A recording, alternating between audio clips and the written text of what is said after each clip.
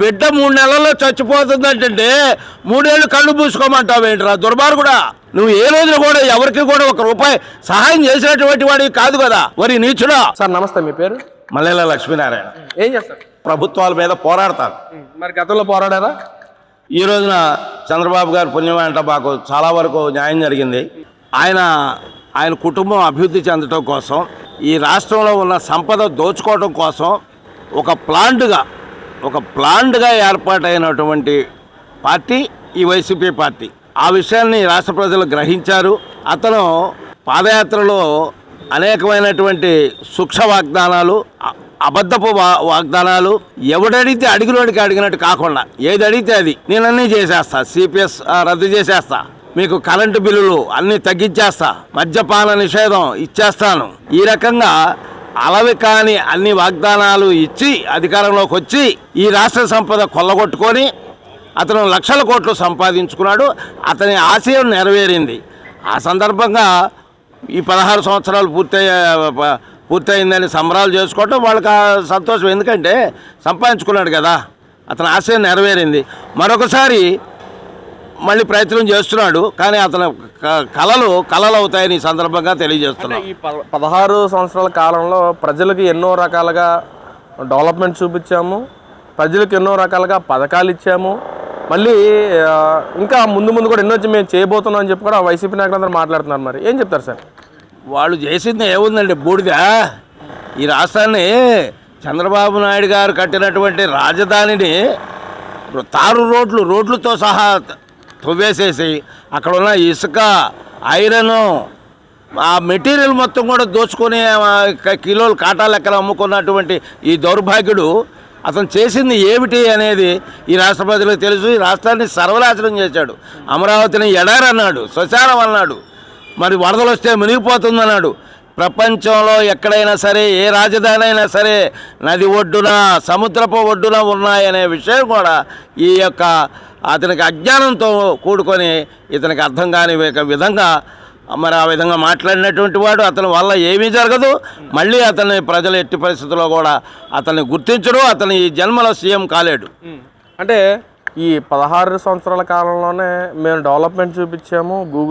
Google కానీ, TCS కానీ, Bhogapuram airport కానీ అసలు మొత్తం మేమే చేసాము. కానీ చంద్రబాబు తన పేరు చెప్పుకుని డెవలప్మెంట్ నేనే చేశాను చెప్పి గొప్పలు చెప్పుకుంటానని చెప్పి జగన్మోహన్ రెడ్డి గారు మాట్లాడుతున్నారు. ఏంటి సార్, మొత్తం జగన్మోహన్ రెడ్డి గారే చేశారా? ఇప్పుడు అట్లాగే చెప్పుకుంటారండి.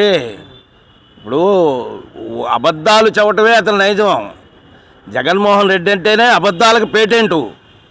ప్రజల్ని నమ్మించి అనేకమైన వాగ్దానాలు ఇచ్చి అతను మోసం చేసి అధికారంలోకి వచ్చి ఈ రాష్ట్రాన్ని సర్వనాశనం చేశాడు. మద్యపాన నిషేధాన్ని విధిస్తానని చెప్పి ఏం చేశాడు?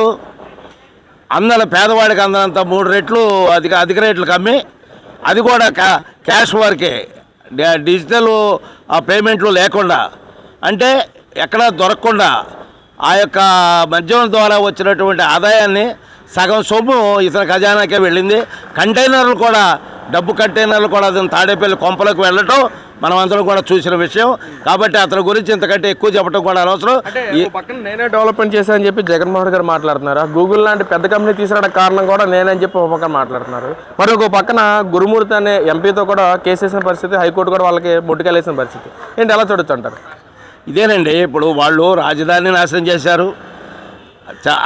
చంద్రబాబు గారు గత 5 ఏళ్ల హయాంలో తీసుకొచ్చినటువంటి పరిశ్రమల్ని వీళ్ళ కమిషన్ల ఒత్తిడికి ఇవ్వలేక అనేకమైన పరిశ్రమలు పోయిన విషయం రాష్ట్ర ప్రజలకు తెలుసు. వీళ్ళు ఏ విధమైనటువంటి వాళ్ళకి డబ్బులు ముడుపులుగా ఇవ్వండి ఏ పరిశ్రమని కూడా ఈ రాష్ట్రంలో అనుమతించలేదు. వీళ్ళు రాష్ట్రాభివృద్ధి కోసం కాదు, వాళ్ళ కమిషన్ల కోసం, వాళ్ళ సంపాదన కోసం, వాళ్ళ అవినీతి సొమ్ముని సంపాదించుకోవడం కోసమే ఉన్నది. ఇదంతా కూడా రాష్ట్ర ప్రజలకు తెలుసు. వాళ్ళు ఎన్ని మాటలు చెప్పినా, ఎంత చెప్పినా, వాళ్ళు ఏం చేశారో, వాళ్ళు నిజంగా అభివృద్ధి చేస్తే మళ్ళీ వాళ్ళే గెలిపించేవాళ్ళు. మరి కాబట్టి వాళ్ళ మాటలు ఎవరు నమ్మే పరిస్థితుల్లో లేరు. అంటే అసలు కూటమి ప్రభుత్వం వచ్చిన తర్వాత దోచుకో అన్న కాన్సెప్ట్తో వ్యవహరిస్తుంది. కానీ ప్రజలకు ఉద్దేశించే డెవలప్మెంట్ చేసే విధానం అసలు కూటమి ప్రభుత్వం దగ్గర లేదు. అసలు ఎన్నో రకాలుగా మార్పులు తీసుకొచ్చానని, డెవలప్మెంట్ తీసుకొచ్చని చెప్పి జగన్మోహన్ రెడ్డి గారు మాట్లాడటం ఏంటి, ఎలా చూడొచ్చంటారు? ఈ దోచుకో అనే ఈ డైలాగులు జగన్మోహన్ రెడ్డి గారికి బాగా సూట్ అవుతాయి. ఏమండి, ప్రజల్ని నమ్మించి అధికారం చేపట్టి 5 సంవత్సరాలు ఆ తాడేపల్లి కొంపలోంచే బయటకు రాలేదు. మరి అక్కడ ఏం చేస్తున్నాడు? రంభ వరుసల చెంత నృత్యకాల కేళి విలాసాలలో ఆనంద డోలలో తేలి వాళ్ళాడుతున్నాడా? వాళ్ళ యొక్క అందాలను జురుకుంటున్నాడా? ఏమండి, ప్రజలకి మంచి చేస్తానని చెప్పి, ప్రజలకి అన్ని విధాలు కూడా మేలు చేస్తానని చెప్పి ఎన్నో అబద్ధాలు చెప్పి వచ్చినటువంటి ఈ దుర్మార్గుడు, ఈ నీచుడు మరి 5 సంవత్సరాలు ప్రజాప్రతినిధులు ఎన్నుకున్న ఎమ్మెల్యేలకే అతను అపాయింట్మెంట్ ఇవ్వలేదు. ఇంకా అతని గురించి మాట్లాడటం కూడా అనవసరం అండి. సార్, జగన్మోహన్ రెడ్డి గారు గెలిచిన తర్వాత మొత్తం ప్రజల్లో తిరిగారని కదా సార్, మీకు ఎప్పుడు కనపడలేదంటే మన వికలాంగులు అతను కూడా వెళ్ళి నడుచుకుంటే జగన్మోహన్ రెడ్డి గారు కలిసారు. అసలు చాలా ఇదే నవ్వుతూ మాట్లాడారు జగన్మోహన్ రెడ్డి గారు. నేను అది కూడా చూశాను. అత్యుత్సాహంగా ఇప్పుడు ఒక 100 మందో 200 మందో ఒక కార్యక్రమం జరుగుతుంటే ఒళ్ళు పొంగుద్ది. అందరికీ తెలియదు ఈ జగన్మోహన్ రెడ్డి యొక్క చేసిన మోసాలు, ఘోరాలు, నేరాలు, అతని పరిపాలనా విధానం అమాయక ప్రజలకు తెలియదు. ఇంకా కొంతమంది అతన్ని పట్టుకొని వేలాడుతున్న మాట వాస్తవమే. అందులో మా యొక్క దివ్యాంగుడు ఒకడు 2 సంఖ్యల్లో 2 కర్రలు పెట్టుకొని సంతోషంగా వెళ్ళటం అనేది జరిగింది. అయితే అతన్ని నా దగ్గరికి తీసుకురండి. ఎవరిని? ఆ దివ్యాంగుడిని నా దగ్గరికి తీసుకురండి. ఏం చేస్తావు? నీ దగ్గరికి తీసుకొస్తే ఏం చేస్తావు? ఓరి దుర్మార్గుడా, పబ్లిసిటీకి వాడుకుంటావు. దివ్యాంగుల్ని పబ్లిసిటీకి వాడుకుంటావు. నీ ముఖం మంట. నీకోసం 9 జిల్లాల్లో 15 నెలల పాటు అరగుండు ఒక మీసం తీయించుకొని నిన్ను సీఎం చేయడం కోసం కష్టపడ్డ నన్నే నువ్వేం చేశావు? నీ విజయసాయి రెడ్డి చేత, నీ మేనల్లుడు అర్జున్ రెడ్డి చేత తప్పుడు SC/ST అట్రాసిటీ కేసు పెట్టించి నన్ను అరెస్ట్ చేయించాలని చూసిన దుర్మార్గుడు కాదా నువ్వు? 5 సంవత్సరాల కాలంలో ఏ రోజైనా నాకు అపాయింట్మెంట్ ఇచ్చావా? ఏ ఒక్క దివ్యాంగుడికైనా నువ్వు అపాయింట్మెంట్ ఇచ్చావా? ఇలాంటి దుర్మార్గుడివి, ఇలాంటి బ్రహ్మరాక్షసుడివి. ఇవాళ నీ కోసం ఏదో తెలియని అమాయకుడు ఒకడు ఆ గుంపులో మరి 2 సంఘ కర్రలు వేసుకొని తిరిగితే అతన్ని నీ దగ్గర తీసుకొస్తే కిరీటం పెడతావా?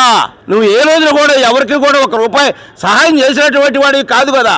వరి నీచుడా, నిన్ను విమానాశ్రయంలో ఒక పాపకి క్యాన్సర్ వచ్చింది. 2 నెలల్లో 3 నెలల్లో వైద్యం చేయకపోతే చచ్చిపోతుందనే పరిస్థితుల్లో వాళ్ళు నిన్ను కలిశారు. తలకాయ నిమిరి నువ్వు చెప్పింది ఏంటి?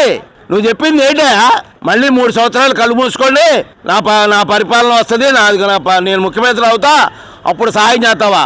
ఆ బిడ్డ 3 నెలల్లో చచ్చిపోతుందంటే 3 ఏళ్ళు కళ్ళు మూసుకోమంటావు ఏంటిరా దుర్మార్గుడా? 3 ఏళ్ళు మేమేం కాదు కళ్ళు మూసుకునేది, నువ్వు మూసుకో. ఇంకా ఒక మాట చెప్పాలంటే శాశ్వతంగా మూసుకో. ఈ రాష్ట్రానికి పట్టిన చీడ వదిలిపోద్దని ఈ సందర్భంగా చెబుతున్నా. జగన్మోహన్ రెడ్డి, నీ అంత నీచుడు, నీ అంత దుర్మార్గుడు, నీలాంటి యొక్క మరి మీ నాన్న కూడా స్వర్గలోకంలో ఉండి ఆయన కొన్ని పుణ్యాలు చేశాడు. ఆయన స్వర్గంలోనే ఉంటాడు, నీకులాగా నరకానికి వెళ్ళడు. అక్కడ ఉండి ఏడుస్తున్నాడు, వలవలా ఏడుస్తున్నాడు. నా కడుపులో ఇట్లాంటి దుర్మార్గుడు, ఇలాంటి నీచుడు, ఇలాంటి రాక్షసుడు పుట్టాడు ఏమిటి అని ఆయన అక్కడి నుంచి ఏడుస్తున్నాడు. రా దుర్మార్గుడా జగన్మోహన్ రెడ్డి, నీ మాయ మాటలు ఎవడు నమ్మడు. నువ్వు చేసే పబ్లిసిటీ స్టంట్లు కాబట్టి నిన్ను మళ్ళీ తొంగలో దొక్కుతారు. ఇప్పటికే ముళ్ళకంపల్లో బండ నొక్కారు. ఈసారి నిన్ను భూస్థాపితం చేస్తే మళ్ళీ నువ్వు లేవవు.